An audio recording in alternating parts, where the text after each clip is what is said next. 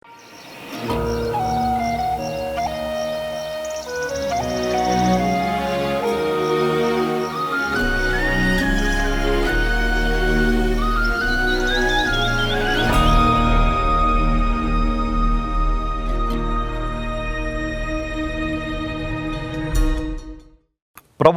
మాకు అత్యంత పురీలైన దేవుని ప్రజలందరికీ యేసుక్రీస్తు వారి శ్రేష్టమైన నామం పేరిట శుభాలు తెలియజేస్తున్నాను. మీరందరూ బాగున్నారా?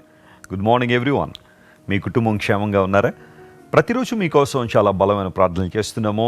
మీరందరూ ఆత్మలో బలపడాలి, పరిశుద్ధాత్మలో ఆనందించాలి, దేవుని చిత్తంలో మీరందరూ కొనసాగాలని ప్రతిరోజు మీకోసం ప్రార్థన చేస్తున్నాం. దేవుడు మా మీద పెట్టిన బాధ్యతను బట్టి కూడా మేము ప్రభువును స్తుతిస్తున్నాం. దేవుని వాక్యాన్ని మీ అందరి హృదయాల్లో నాటడానికి దేవుడు మాకు ఇచ్చిన మంచి అవకాశాన్ని బట్టి దేవునికి మహిమ చెల్లిస్తూ ప్రతిరోజు ఒక వాగ్దానాన్ని మన బైబిల్లోంచి ధ్యానం చేస్తున్నాము. వాగ్దాన సందేశం ద్వారా మీలో చాలామంది దేవుని ఆనందిస్తున్నారు. బైబిల్లో చాలా వాగ్దానాలు ఉన్నాయి. అయితే ఆ వాగ్దానాలని కూడా ప్రభువైన యేసుక్రీస్తులో అవును అన్నట్టుగానే ఉన్నాయని పౌలు భక్తుడు చెప్పాడు. వాగ్దానాలను మనం జ్ఞాపకం చేసుకోవడం వలన, వాటిని ధ్యానం చేయడం వలన దేవుని ఆశీర్వాదాలు ఖచ్చితంగా మనం పొందుకుంటాం. ఈరోజు వాగ్దానం కోసం యోబు గ్రంథం తెరుద్దాం. యోబు గ్రంథం 10వ అధ్యాయం 12వ వచనం చదువుకుందాం. The book of Job chapter 10 and verse 12. జీవము ననుగ్రహించి నా ఎడల కృప చూపితివి, నీ సంరక్షణ చేత నా ఆత్మను కాపాడితివి.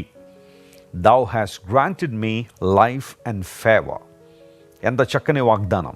జీవమును అనుగ్రహించి నీ కృపను నా పట్ల చూపించావు. యోబు భక్తుని జీవితం మనందరికీ కూడా గొప్ప స్ఫూర్తినిచ్చే జీవితం. ఒక మనిషి జీవితంలో లేదా ఈ జీవన యాత్రలో కష్టములు వచ్చినప్పుడు, శ్రమలు వచ్చినప్పుడు, ప్రతికూలతలు వచ్చినప్పుడు, ప్రతిబంధకాలు వచ్చినప్పుడు వాటిని ఎలా జయించాలి, లేదా ఆ సమయంలో మనం ఎలాంటి కాన్ఫిడెన్స్ దేవుని మీద ఎక్స్ప్రెస్ చేయాలి, దేవుని మీద ఎలా ఆనుకోవాలి అనే విషయాలు గ్రహించాలంటే ఖచ్చితంగా యోబు గ్రంథాన్ని చదవాలి. యోబు అనే ఆ వ్యక్తి ఒక రియల్ పర్సన్. అతడు ఒక మిత్ కాదు, ఒక కల్పిత పాత్ర కాదు. నిజంగా ఈ భూమి మీద జీవించిన వాడే. ఊజు దేశంలో యోబు అనే మనుషుడు ఉండేనట అని బైబిల్ ఎప్పుడు చెప్పలేదు. అతడు దేవుని యందు భయభక్తులు కలిగి ఉన్నాడు, చెడుతనాన్ని విసర్జించాడు, దేవుని కృపలో చక్కగా వర్ధిల్లిన వ్యక్తి యోబు.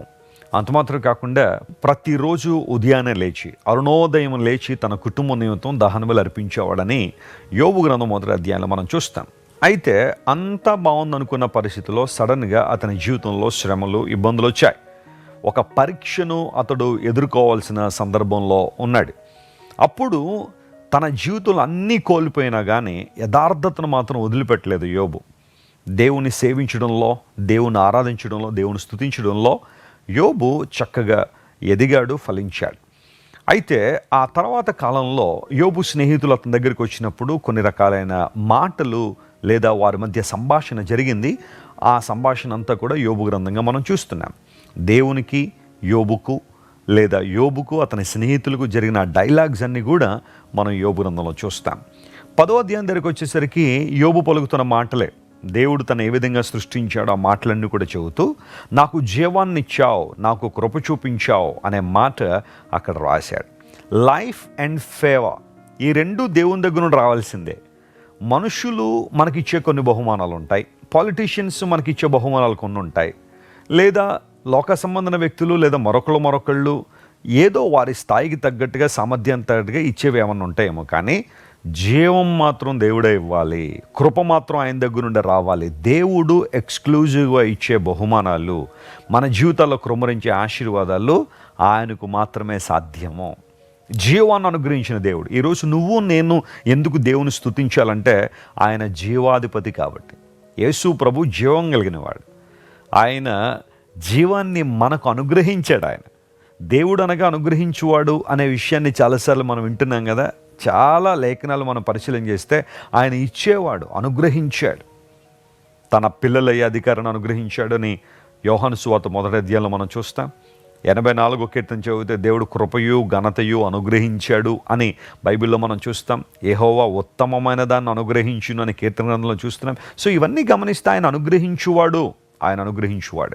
ఈరోజు ఒకవేళ నీ జీవితంలో ఆధ్యాత్మికంగా జీవం లేని స్థితిలో ఉన్నావా, నీ పాపంలో చనిపోయి ఉన్నావా, అపరాధముల చేత చనిపోయిన స్థితిలో నీవు ఉన్నావా, యేసు ప్రభు జీవాధిపతి, కమ్ టు హిమ్, ఆయన దగ్గరికి రా, నీకు జీవాన్ని ఇచ్చేవాడు ఆయన. ఈ జీవం ఎలాంటిదంటే ఆయన కృపలో వర్ధిల్లడానికి ఉపయోగపడే జీవం. ఉన్నతమైన ఆశీర్వాదాలు మీద దేవుడు కృమ్మరిస్తాడు. అక్కడ యోబు ఉపయోగించిన మరొక మాట దేవుడు సంరక్షకుడు. ఎంత ధైర్యాన్ని ఇచ్చే వాగ్దానం ఇది. దేవుడు నిన్ను నన్ను సంరక్షిస్తున్నాడు, ఆయన పోషిస్తున్నాడు, మన ఆత్మలను కాపాడుతున్నాడని బైబిల్లో రాయబడింది.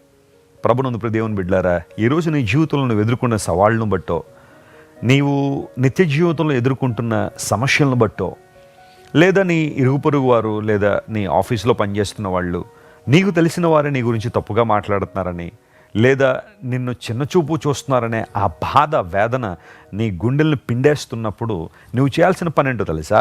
నీకు జీవాన్ని ఇచ్చేవాడు దేవుడు కదా, కృపనిచ్చేవాడు ఆయన కదా, నీ సంరక్షకుడు ఆయన కదా. నువ్వు ఆయన వైపు చూడు, ఆయన వాగ్దానాలను స్వతంత్రించుకో. ఆయన వైపు చూసి ఆయన ఆరాధిస్తూ ముందుకు సాగిపోతే గొప్ప కార్యాలు నీ జీవితంలో చూస్తావు. పాపంలో చనిపోయిన మనల్ని బ్రతికించడానికి యేసు ప్రభు లోకానికి వచ్చారు.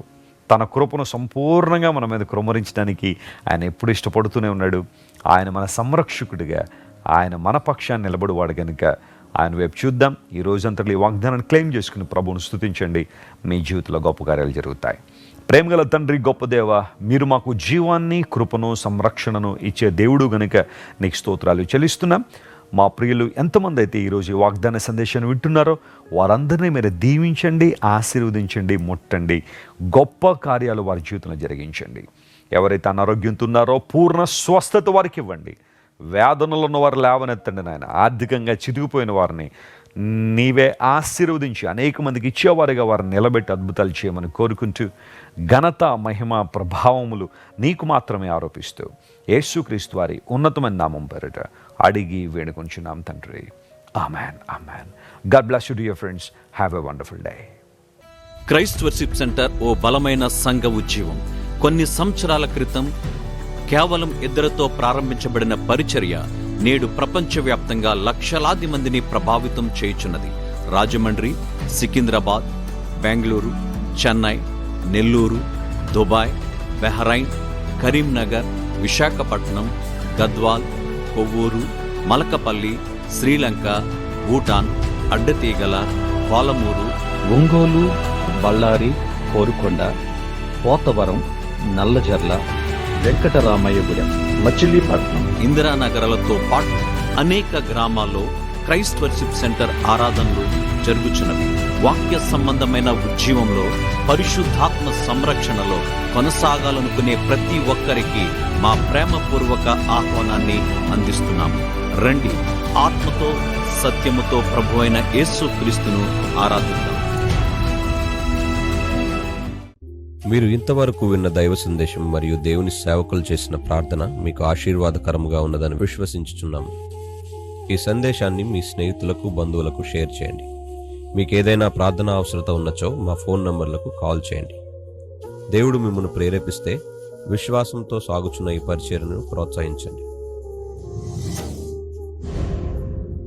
మరిన్ని వర్తమానాలు, పాటలు వినుటకు జాన్ వెస్లీ మినిస్ట్రీస్ అను మా యూట్యూబ్ ఛానల్ను సబ్స్క్రైబ్ చేసుకొనండి. ప్రభువైన యేసుక్రీస్తు కృప మీకు తోడైండును గాక.